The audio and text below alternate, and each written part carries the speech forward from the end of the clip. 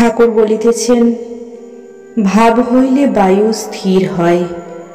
আর বলিতেছেন, অর্জুন যখন লক্ষ্য বিঁধেছিল কেবল মাছের চোখের দিকে দৃষ্টি ছিল, আর কোনো দিকে দৃষ্টি ছিল না।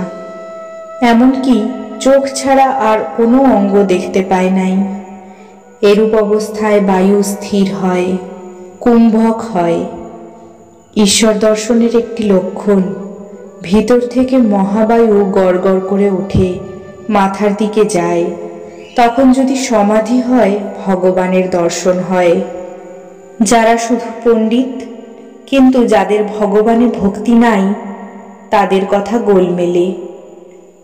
সামাধ্যায়ী বলে এক পণ্ডিত বলেছিল, ঈশ্বর নীরস, তোমরা নিজের প্রেম ভক্তি দিয়ে সরস করো।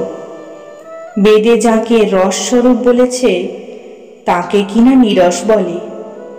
আর এতে বোধ হচ্ছে সে ব্যক্তি ঈশ্বর কি বস্তু কখনো জানে নাই, তাই এইরূপ গোলমেলে কথা। একজন বলেছিল, আমার মামার বাড়িতে এক গোয়াল ঘোড়া আছে। এ কথায় বুঝতে হবে ঘোড়া আদবেই নাই, কেননা গোয়ালে ঘোড়া থাকে না। কেউ ঐশ্বর্যের বিভব, মান, পদ এইসবের অহংকার করে। এসব 2 দিনের জন্য, কিছুই সঙ্গে যাবে না। একটা গানে আছে, ভেবে দেখ মন কেউ কারো নয়, মিছে ভ্রম ভূমণ্ডলে। আর টাকার অহংকার করতে নাই। যদি বলো আমি ধনী, তো ধনীর আবার তারে বাড়া আছে।